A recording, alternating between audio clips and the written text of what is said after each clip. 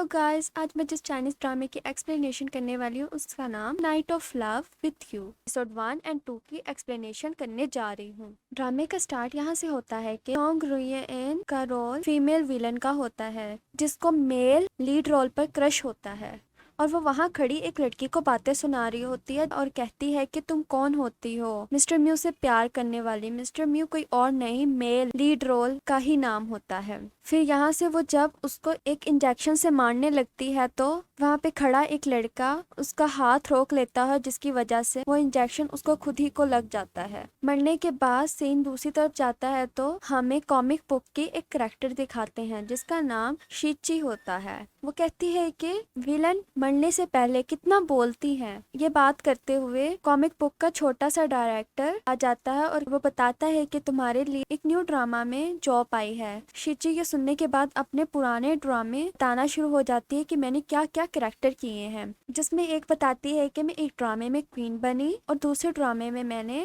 एक high school में villain लड़की का कैरेक्टर किया और वो अपना तीसरा कैरेक्टर एक सेलिब्रिटी का बताती है। और ये बताते बताते वो डायरेक्टर से कॉमिक बुक पकड़ती है और उस टॉपिक का नाम पढ़ती है। वो टॉपिक कोई और नहीं, night of love with you होता है, जिस पर डायरेक्टर उसे बताना शुरू हो जाता है इस कॉमिक बुक में मेल लीड रोल जिसका नाम म्यू नैनचिन होता है और उसको मिस्टर म्यू के नाम से भी जाना जाता है। इसको लड़कियों से बहुत एलर्जी है, बस एक लड़की के अलावा जो फीमेल लीड है। फिर हमें फीमेल लीड कैरेक्टर दिखाई जाती है जिसका नाम लियो ऑचिंग होता है। वो बताते हैं कि वो बहुत अच्छी लड़की है और बताया जाता है कि उसको हार्ट डिसीज है। अगर वो म्यू फैमिली के किसी मेंबर को किस कर ले तो वो ठीक हो जाती है, पर उसको इस बात का नहीं पता और वो पहले से ही म्यू फैमिली के म्यू नैनचिन से मोहब्बत कर बैठी है। अच्छा, मतलब जब तक वो किस करती रहेगी वो मरेगी नहीं। डायरेक्टर उस पर बताता है कि वो मर जाएगी अपनी शादी वाले ही दिन, वो भी मेल विलन लिंग यहन के हाथों से, जिस पर शीची कहती है कि कितनी ही बुरी एंडिंग है इसकी। फिर हमें विलन लिंग यहन दिखाया जाता है। उसके बारे में बताते हैं कि उसको किसी और चीज की जरूरत नहीं है, एक सिर्फ बदले के अलावा। फिर हमें फीमेल विलन दिखाई जाती है सॉन्ग रुयन, जिसने बहुत बार लियो अर्चिंग को मारने की कोशिश की है। इसी तरह कहानी चलते हुए कहानी का रुख बदल जाता है, जिस पर शीची कहती है कि ये तो कहानी खुद ब खुद ही चल रही है, इसमें तो मुझे लगता है मैं कुछ भी नहीं कर सकती। जिस पर शीची डायरेक्टर को कहती है कि क्या तुम्हें ऐसी कोई चीज की जरूरत है, और कहती है कि कब से कॉमिक वालों ने इतने छोटे डायरेक्टर रखना शुरू कर दिए हैं। जिस पर डायरेक्टर को गुस्सा होता है, वो शीची को धक्का देता है जिसकी वजह से शीची स्टोरी में पहुंच जाती है और कहता है कि मैं तुम्हारा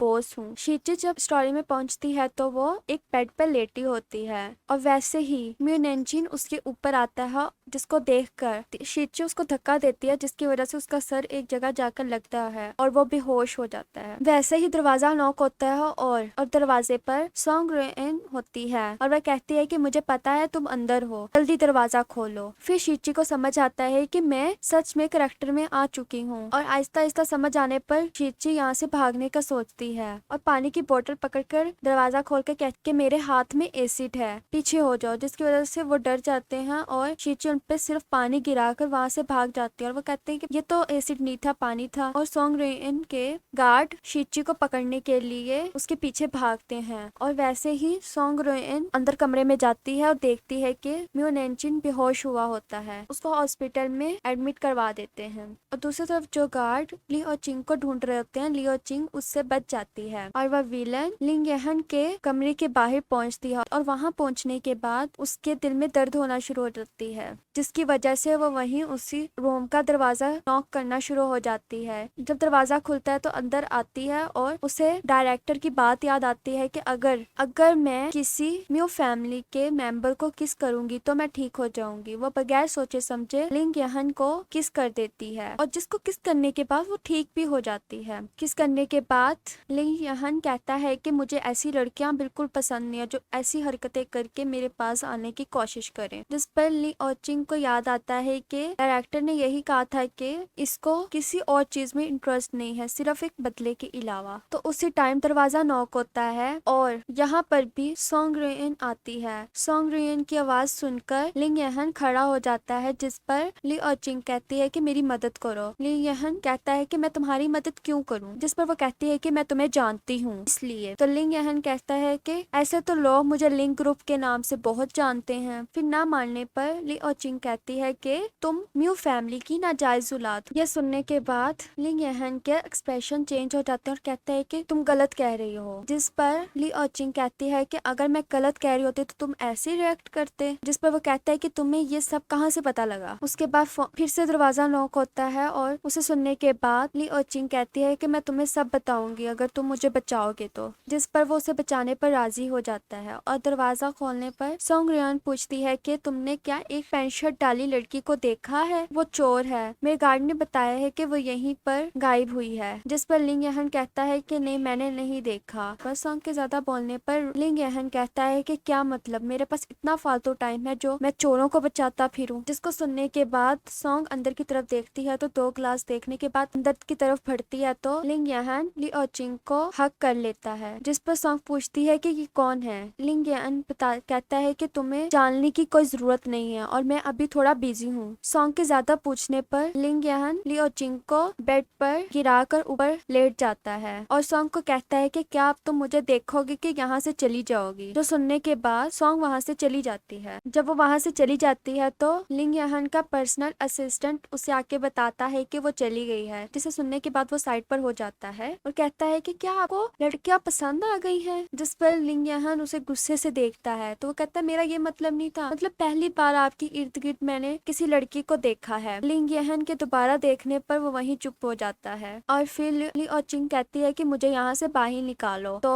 पर्सनल असिस्टेंट उसे कहता है कि मैं आपको वेटर के कपड़े ला देता हूँ जिसकी वजह से आप बाहर निकल सकती हो। और फिर कहता है कि भाई गेट पर तो गार्ड होंगे और ये कैसे निकलेगी। जिस पर लिंग यहन कहता है कि अच्छी ड्रेस लाओ, अच्छे ड्रेस से बाहर निकलना आसान होगा। और फिर दोनों ड्रेसअप होकर बाहर जाते हैं और गार्ड इन्हें रोक कर पूछता है कि आप कौन से फ्लोर और कौन से रूम नंबर से हो और बताता है कि मैं टॉप फ्लोर 2406 रूम से। और ये सुनने के बाद गार्ड उसे बाहर जाने देता है। बाहर जाकर लिंग यहन अपनी गाड़ी में बैठ जाता है और ली ओचिंग उसे कहती है कि तुम जाओ, मैं तुम्हें आगे इंटरसेक्शन पे मिलूंगी। ये सुनकर वो वहाँ से चला जाता है और वहाँ इंटरसेक्शन पे जाकर खड़ा हो जाता है। लिंग यहन का पर्सनल असिस्टेंट कहता है कि वो अभी तक क्यों नहीं आई। जिस पर लिंग यहन कहता है कि वो नहीं आएगी, मुझे पता है, चलो तुम गाड़ी चलाओ। और फिर वो चले जाते हैं। ली ओचिंग उनको छुपकर देख रही होती है। देख ही रही होती है तो ली ओचिंग का छोटा भाई ली ओचेंग आ जाता है। ली ओचिंग उसे देखकर कहती है कि तुम कौन हो। जिस पर वो कहता है कि मैं तुम्हारा छोटा भाई हूँ, तुम्हें याद नहीं है, क्या हो गया, तुम्हें बुखार तो नहीं है। ली ओचिंग कहती है क्या मतलब, मेरा एक छोटा भाई भी है। और सीन शिफ्ट हो जाता है तो अगले सीन में हम देखते हैं कि वो एक जगह बैठकर खाना खा रहे होते हैं और वहाँ ली ओचेंग उसे बता रहा होता है कि तुम हमारे माँ बाप फौत हो गए हैं और तुम्हें स्कूल छुड़वा दिया गया ताकि तुम मेरी स्कूलिंग में मदद कर सको। जिस पर ली ओचिंग कहती है कि क्या मतलब, बस यही मेरी जिंदगी है। और फिर ली ओचिंग उससे पूछता है कि तुम इतने फैंसी ड्रेस में क्यों हो। तो ली ओचिंग सोचती है कि मुझे तो अपने रोल में आना चाहिए, मैं ऐसी ड्रेसिंग में क्यों हूँ। तो वो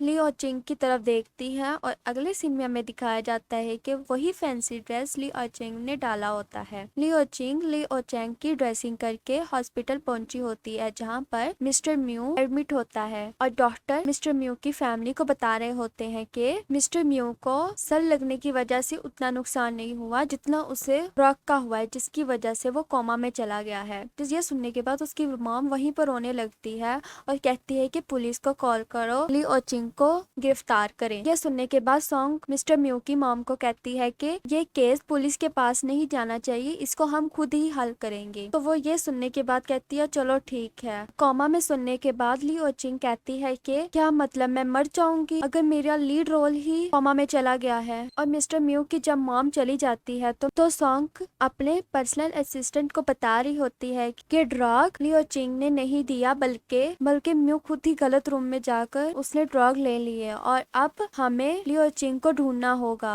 ताकि हम उसको चुप करवा सकें। ली ओचिंग ये सुनने के बाद कहती है कि मुझे अब इस फीमेल विलन से बचना होगा, जिसकी वजह से वो पीछे मुड़ के भागने लगती है तो आगे से मेल विलन लिंग यहन आ जाता है और यहीं पे हमारी एपिसोड 1 और 2 खत्म हो जाती है। सो गाइज, आपको मेरी एक्सप्लेनेशन अगर पसंद आई तो मेरे चैनल को सब्सक्राइब और मेरी वीडियो को लाइक करना और अगर आप मुझे न्यू ड्रामा सजेस्ट करना चाहते हैं तो वो भी जरूर करना नीचे कमेंट सेक्शन में। और thanks for watching, bye bye.